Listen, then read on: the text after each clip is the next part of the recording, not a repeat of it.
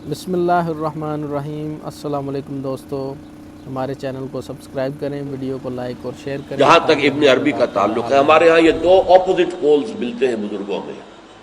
ایک انتہا پر ابن تیمیہ ہے رحمۃ اللہ علیہ، جن کے بارے میں میں نے آپ کو بتایا کہ انہوں نے اس طرح سمجھا ہے، اس طرح اترتا ہے اللہ جیسے میں یہ ممبر سے اتر رہا ہوں، یہ زیادتی ہے۔ لیکن بہرحال ایک فکر ہے، ایک سوچ ہے۔ قرآن اور حدیث کے بہت بڑے عالم تھے، بہت بڑے عالم، بہت بڑے عالم۔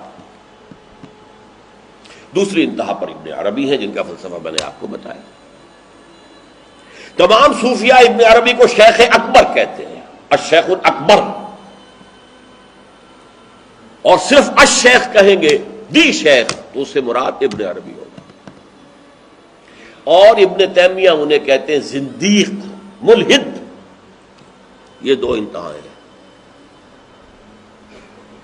ہمارے ہاں جو عام طور پر اہل حدیث حضرات ہیں، وہ ابن تیمیہ کے فالوورز ہیں ان عقائد میں۔ ان کے ہاں تصور کیا ہے؟ اللہ تعالیٰ ہر جگہ اگر ہے تو صفاتی اعتبار سے، ذاتی اعتبار سے نہیں۔ وہ تو اپنی جگہ عرش پر ہے، ساتویں آسمان کے اوپر عرش ہے، عرش کے اوپر کرسی ہے، کرسی پر وہ ہے۔ اب اس میں ایک طرح کی تجسیم بھی آ گئی، محدودیت بھی آ گئی۔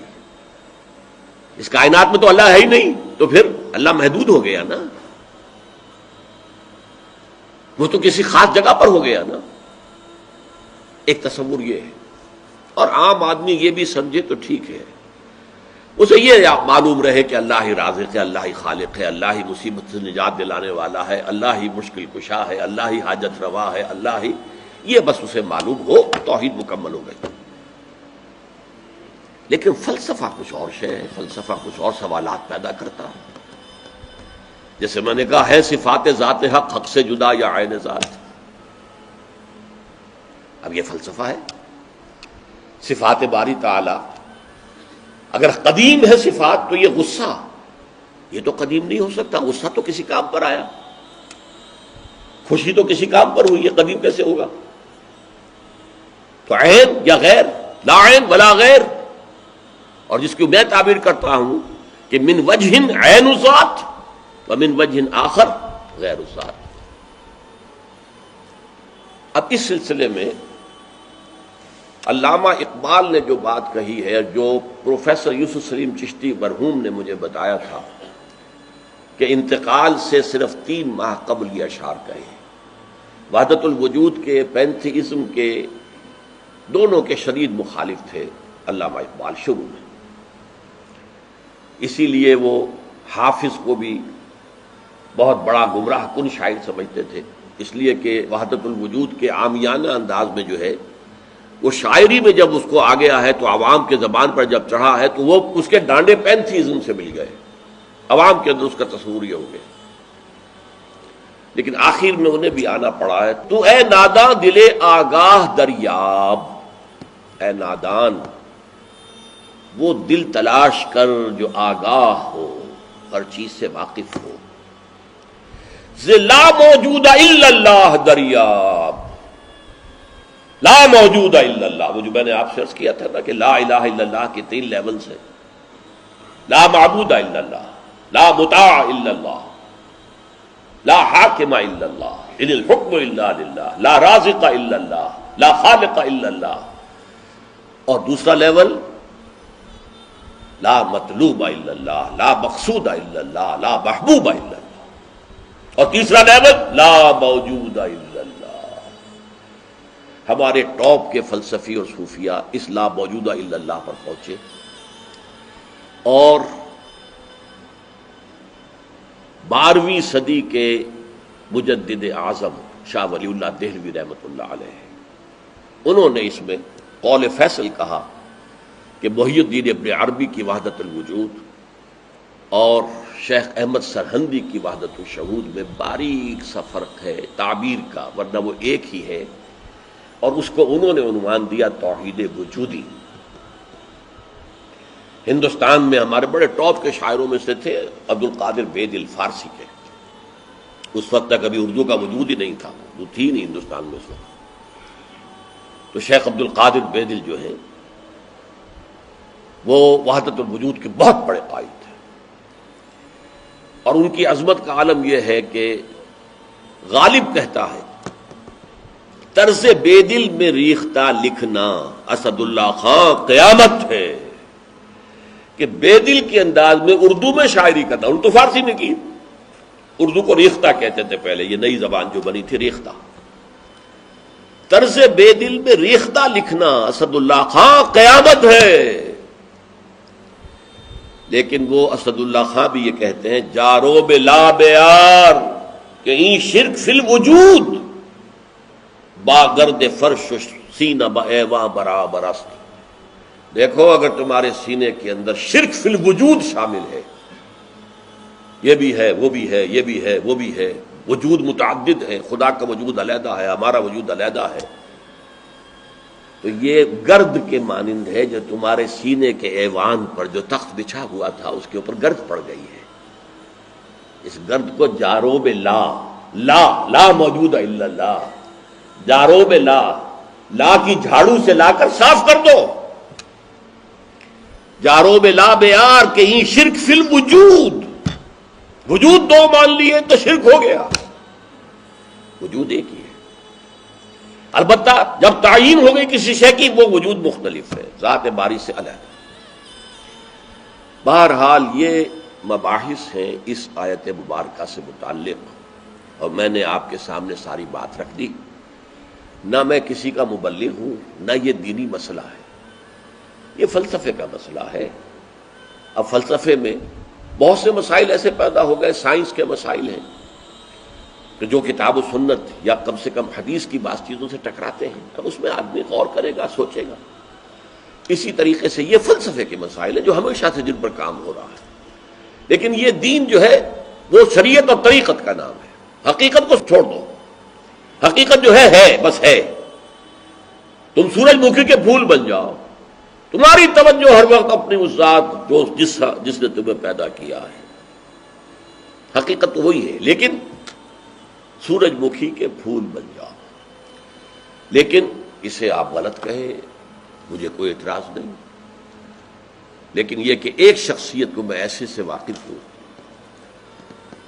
جو اہل حدیث بھی کٹر تھے اور صوفی بھی بڑے تھے۔ یہ جو ہمارے ہاں مشہور ہے غزنوی خاندان، مولانا عبداللہ غزنوی آئے تھے، اور وہ اپنے تصوف کی بعض آراء کی وجہ سے اور بعض اپنی اہل حدیثیت کی آراء کی وجہ سے افغانستان سے نکال دیے گئے تھے، غزنی سے نکال دیے گئے، تو امرتسر میں آ کر آباد ہوئے۔ ان کی اولاد ہے یہ غزنوی خاندان، ان میں مولانا داؤد غزنوی رحمۃ اللہ علیہ سے میرا بڑا قرب رہا ہے۔ ان کے پھر بیٹے تھے ابو بکر غزنوی، وہ معروف ہیں، کافی لوگ ان سے واقف ہوں گے۔ داؤد غزنوی رحمۃ اللہ علیہ یہ دو متضاد چیزوں کا مجموعہ تھے، تصوف بھی اور اہل حدیثیت بھی۔ عام طور پر اہل حدیث کی ساری توجہ ظاہر پر رہتی ہے، وہ باطن میں جانتے ہی نہیں، اندر نہیں جاتے، فلسفے سے کوئی تعلق ہی نہیں۔ لیکن فلسفہ اور تصوف یہ جڑے ہوئے آپس میں چولی دامن کے ساتھ۔ انہوں نے ایک دفعہ منٹگمری میں جو سائیوال کہلاتا آ کر تقریر کی، اہل حدیث مسجد تھی، میں بھی گیا ہوا تھا سننے کے لیے۔ انہوں نے وہ اہل حدیث نوجوانوں سے کہہ رہے تھے کہ دیکھو تم اپنے مسلک پر قائم رہو، ہم غیر مقلد ہیں، ہم کسی کے مقلد نہیں ہیں، نہ ابو حنیفہ کے نہ مالک کے، لیکن کبھی بھی ان ائمہ کی توہین نہ کرنا۔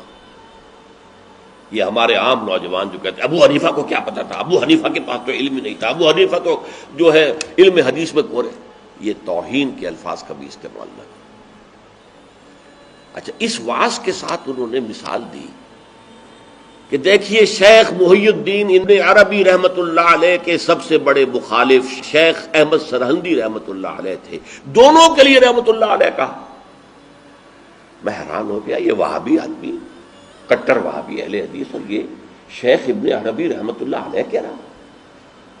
خیر میرے دل پر بھی اثر ہوا کہ بڑی وسعت ہے ان کے فکر و نظر میں۔ میری اہلیہ کے چچا تھے، ان کے ایک بیٹے، سب سے چھوٹے بیٹے یہاں مجمع میں موجود بھی ہیں، شیخ فضل الرحمان مرحوم، ان کے بہت گہرے تعلقات تھے یہ جو خاندان غزنوی خاندان سے. انہوں نے شام کو کھانے پر بلایا، مجھے بھی بلا لیا، میں ان کا داماد ہی تھا نا. تو وہاں میں نے کہا کہ حضرت آپ نے شیخ ابن عربی کے ساتھ رحمت اللہ علیہ کے الفاظ استعمال کیے، جبکہ ابن تیمیہ نے کوئی شرعی گالی چھوڑی نہیں ان کے لیے. زندیق، ملحد، اور آپ اہل حدیث ہیں، یہ کیسے ہوا؟ میں ان کی عظمت کا قائل ہو گیا، ان کی آنکھوں میں آنسو آ گیا. کہنے لگے ڈاکٹر صاحب یہ دونوں ہمارے بزرگ ہیں، ہم خرد ہیں، آپس کے اختلافات وہ جانے، ہم چھوٹے ہیں، خرد ہیں، خرد رہنے ہی میں عافیت سمجھتے ہیں، ہمارے لیے دونوں محترم ہیں. اور مسجد میں انہوں نے ایک مثال بیان کی تھی کہ شیخ احمد سرہندی رحمۃ اللہ علیہ نے شیخ ابن عربی کے بارے میں اپنے مکتوبات میں لکھا ہے ما ذل بردار خان ایشانم لیکن چکنم معاملہ صفات باری تعالی است، کہ ہم شیخ ابن عربی کے دسترخوان کے جھوٹے ٹکڑے کھانے والوں میں سے ہیں. کون کہہ رہا ہے؟ مجدد الفسانی کہہ رہا ہے. ما ذل بردار خان ایشانم، ان کے دسترخوان کے سوکھے جوڑے ہوئے جھوٹے ٹکڑے کھانے والوں میں سے ہم ہیں. لیکن چکنم، لیکن کیا کریں، معاملہ سے بات باری تعالی است. یہ باری تعالیٰ کی صفات کا معاملہ ہے، ہمیں اختلاف کرنا پڑ رہا ہے، اختلاف ہم کر رہے ہیں، لیکن ہم ان کے دسترخوان کے جھوٹے ٹکڑے کھانے والے. یہ کہہ رہے ہیں شیخ احمد سرہندی رحمت اللہ علیہ، جن کے بارے میں مشہور ہے کہ ابن عربی کا یا تو مخالف اول ابن تیمیہ رحمت اللہ علیہ، اور یا پھر مخالف دوم جس نے جوابی فلسفہ پیدا کیا وہ شیخ احمد سرہندی رحمت اللہ علیہ. تو یہ ہے کہ ان چیزوں کے بارے میں اپنے سینوں کو وسعت دیجئے. آپ ابن عربی کی بات کو چھوڑ دیجئے، پھینک دیجئے، لیکن توہین نہ کیجئے، اس کو خام خواہ کفر سے تعبیر نہ کیجئے. یہ چیزیں جو ہیں، اور پھر ہمارے سارے صوفیہ جو اس کے قائل ہیں، پھر ان سے بدزنی ہو گئی. میں صرف اس لیے کہ وہ بدزنی اور دلی نفرت کا معاملہ ختم ہو جائے، میں یہ ساری بحث اس لیے کیا کرتا ہوں، ورنہ میرے عام دروس میں ان مسائل پر گفتگو نہیں ہوتی. بڑے گہرے مسائل ہیں اور ان کا سمجھنا عام لوگوں کے لیے ممکن بھی نہیں ہے، بلکہ عام آدمی کے، یہ جس کو کہتے ہیں نا ہوشدار کے رہ بردب تیغست قدم را، ہوشیار رہ جاؤ، یہ تم جو چل رہے ہو یہ تلوار کی دھار کی طرح کا راستہ ہے، کاٹ کے رکھ دے گا تمہیں. جیسے ہم کہتے ہیں پل صراط جو ہے وہ بال سے زیادہ باریک ہوگا اور تلوار کی دھار سے زیادہ تیز ہوگا، جس پر سے گزرنا ہے قیامت میں. یہ کہا. دین کی بات پھیلانا صدقہ جاریہ ہے. ثواب کی نیت سے ویڈیو کو شیئر ضرور کیجیے. جزاک اللہ.